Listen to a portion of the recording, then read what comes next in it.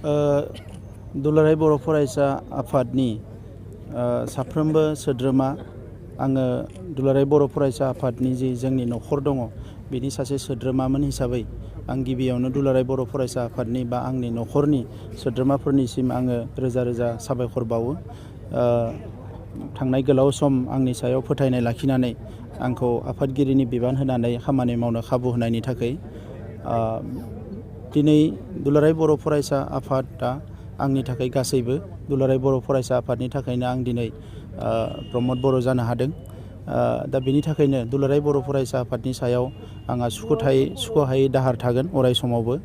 बे गोलाव सम खामानि मावनायाव दुलाराय बर' फरायसा आफादनि बारग' दैदेनगिरिफ्रा जेरैबायदि बोसोन होलांबाय आं बिथांमोनखौ अराय सम सिबियो।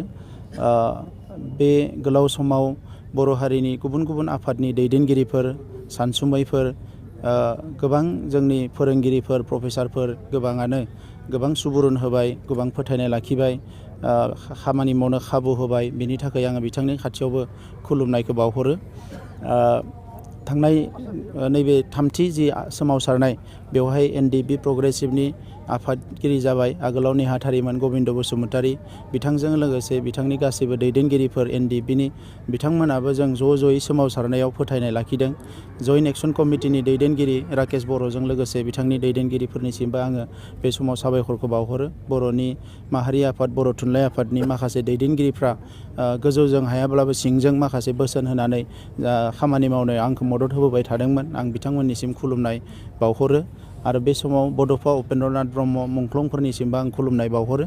आरो जों बर' हारिजों लोगोसे गुबुन गुबुन हारिनि माखासे दैदेनगिरिफ्रा, खौरांगिरिफ्रा, सानसुमैफ्रा, आफादफ्रा आरो राजखान्थि आफादनि दैदेनगिरिफ्राबो खामानि मावनायाव जथेस्थ' हेल्प होबोदों। बिथांमोननिसिम आङो साबायखर बावो।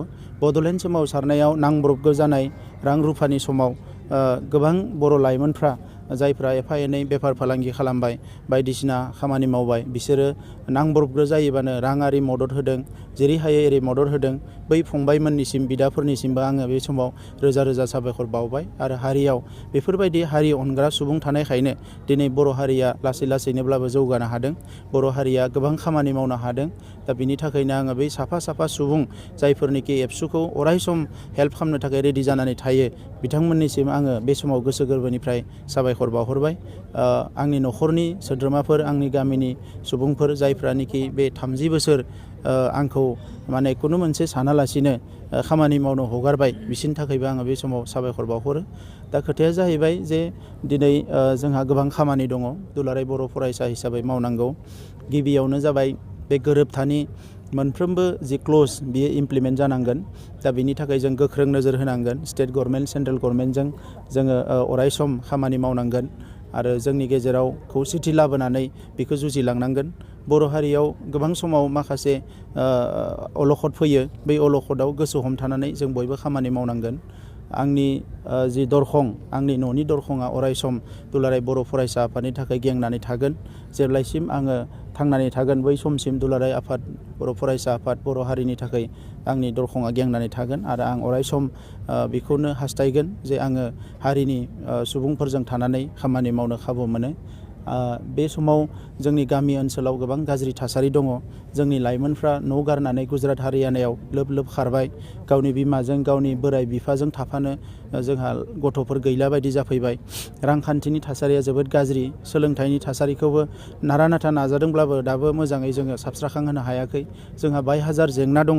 दा बै जेंनाफोरखौ लानानै जों खामानि मावनांगोन। आरो एबसुनिफ्राय बारग'दोंब्लाबो आङो गामियावनो थानानै बे खामानिफोरखौ मावनो लुबैयो। आरो आंनि जोनोम जायगा सौरागुरि गामियावनो थानानै आङो बेफोर खामानिखौ मावनो लुबैयो। दा बे हिसाबै आङो फिन मोनसे आंनि थाखाय सम लागोन। मानोना थांनाय 19 बोसोर एबसुनि बिबान मावनानै बे जि मोनसे रेजिमेन्ट बायदि 24 आवार खामानि मावनाय जि रेजिमेन्टआव थानानै फैनाय सासे मानसि बायदि आंनि थाखायबो एसे सम लागोन। दा थेवबो आङो गावखौनो जिहेतु गामियावनो थानानै मोजां मोनो, आङो गामियावनो थानानै गासैबो जोंनि लाइमोनफोरजों, जोंनि सेंग्रा सिख्लाफोरजों, गामिनि गोरिब गुन्द्राफोरजों थाफानानै खामानि मावनानै एसेब्लाबो हारिनि थाखाय माबा मोनसे मावलांनो हायो नामा आं बेखौ सानलांगोन। दा फैबाय थानाय समाव जोंनि जि माहारिनि जिफोर एजेन्डा जागोन, जिफोर जोंनि खामानि जागोन, जागोन बेफोराव गासैयावबो आङो लोब्बा लागोन एबा थाफागोन होननानै आङो सानो। फैबाय थानाय समाव जिखिनि थासारियानो हारिया फैया मानो बेवहाय अरायसम आङो हारसिंब्लाबो नांगौ समाव आंनि केपासिटिनिफ्राय हानायमानि आं गसंगोन आं बेखौ अरायसम मिजिंथियो आरो जेरावनो थां बर' हारिनि रैखाथि बर' हारिनि जौगानाय बे खोथाखौनो लानानै आङो जेरावनो थां आङो बे मेसेजखौ होनो नाजागोन आरो बर' हारिया जे थगायजानाय सोबख'जानायनिफ्राय बे मोजां थासारियाव फैनो हाबाय दिनै जि जोङो गावस्रानायनि गेजेरावबो खौसे जानानै गोरोबथा खालामनानै गोजोन लाबोनो हाबाय जोङो बेफोरबायदि मोजां मोजां पजिटिभ मेसेजफोरखौ मुलुगाव होनो हायोब्ला मुलुगनि मानसिफ्राबो मेगन गेवगोन जोंनि हारिल' नङा मुलुगाव गोबां हारि दङ बयबो सातजालायाव गोग्लैना दङ दुखुआव गोग्लैना दङ बेसेबांबा खस्थ'आव गोग्लैनानै दङ बे हारि मानसिफोरखौबो जोङो एफा एफा जोंनिफ्राय सापर्ट होनांगोन जोंबो सापर्ट लानांगोन दा बे नैबे जेंनायाव जोंनि जि गोरोबथा जाबाय बेवहाय जोंहा गामि सोसननांगौ दङ गामि दाननांगौ दङ जोंनि सुबुं अनजिमाखौ बांहोनांगौ दङ बर' कसारि काउन्सिल जाबाय बिथांमोनजोंबो दिनै गोख्रोङै बयबो मदद होनांगोन जाहाथे बियो मोजाङै दाफुंजायो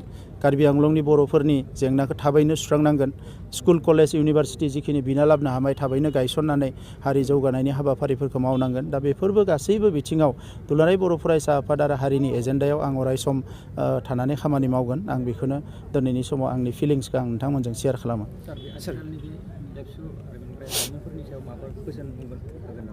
दुलाराय बर' फरायसा आफादा टायारलेस खामानि मावनांगोन मेंनाय गैयाजासे खामानि मावनांगोन गोबां सिटुवेसन गोबां थासारिफोर फैयो गोबां जेंनाफोर फैयो जायखौनोखि गोबां मानसिफ्रा हमदांनो हाया नाथाय दुलाराय बर' फरायसा आफादा बेखौ हमदांनो हायो दा बेबायदि फिसा फिसा खामानिफोरखौबो एबसुआ मावनायनि थाखायनो दिनै बर' हारिया सिकिउर जानो हादों जोंहा आसामनि ट्राइबेलफोरजों गोख्रों सोमोन्दोआ अरायसम थानांगोन आरो बे सोमोन्दोखौ जोङो गेजेर ससेयाव एसे डेमेज जादोंमोनब्लाबो जों बेखौ रिकभार खालामफिननो हाबाय दा आसामनि जायफोर ट्राइबेलफोर बेजों गोख्रों सोमोन्दो थानांगोन इन्डियानि ट्राइबेलफोरजों गोख्रों सोमोन्दो थानांगोन जोंनि गुबुन आफादफोरजों बे आफादफोर जोंनि जायफोर सोमावसारग्रा आफाद गुबुन गुबुन आफाद बिसोरजों गोख्रों सोमोन्दो थानांगोन दा बेखौ लानानैनो दुलाराय बर' फरायसा आफादा गावनि हाबा मावनायाव जोङो खोब स्ट्रंलि जोङो आवगायलांनो हागोन आं बेखौ मिजिंथियो आरो बर' लाइमोनफोरखौ आङो जिहेतु गोसो गोरबोजों साफ्रोमखौबो अनो आं बेखौनो बुंनो सानो जे जौ जुवा फेग्रा मुवा गाज्रि जिनिसनिफ्राय गोजानाव फैनांगौ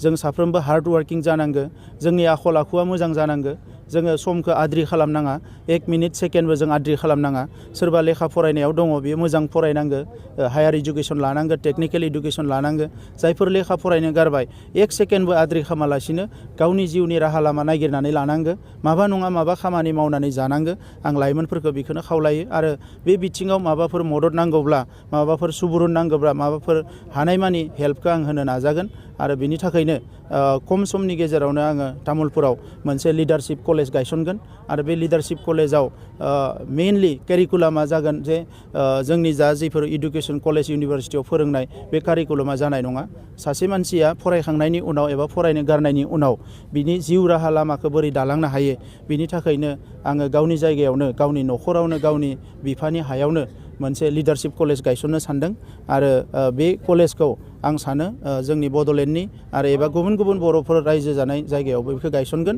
आरो अब्लानो जोङो मोनसे डाइरेक्सन जोङो समाजनो होनो हागोन जोंनि लाइमोनफोरनो मोनसे लामा होनो हागोन आङो बेखौनो मिजिंथियो। सार एक सेकेन्ड मैया जालांनाय CWC मिटिं आरो थान्दै मेलनि गेजेरजों स्पेसिफिकलि मा रिजर्भेसन लानाय जाखो लामसाम बुंनो हागोन नामा सार?